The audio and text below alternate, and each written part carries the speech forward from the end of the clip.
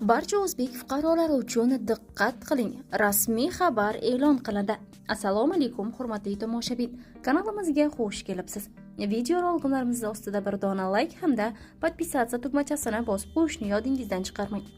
Yangi qaror e'lon qilindi.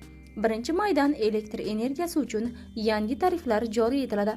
O'zbekistonda 2025-yil 1-maydan boshlab 201 kWh-dan 500 kWh bo'lgan elektr energiyasi uchun narx 900 so'm emas, 800 so'm etib belgilanadi.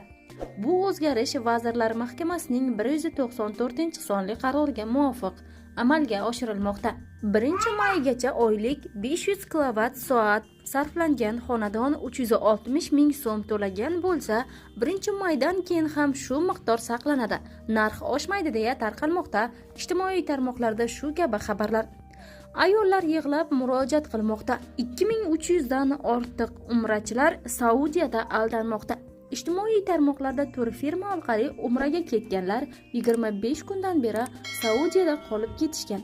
Ular orasida kasallar borligi aytilayotgan video tarqalmoqda ijtimoiy tarmoqlarda.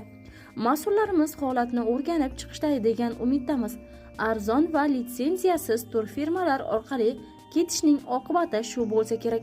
Ijtimoiy tarmoqlarda tarqalgan ushbu xabar ko'pchilikni hayratga soldi hamda ko'plab muhokamalarga sabab bo'lmoqda. Video roligimiz ostida bir dona like tugmasini bosib qo'yishni hamda barcha o'zbek fuqarolariga o'rnak bo'lishi uchun yuborib qo'yishni yodingizdan chiqarmang.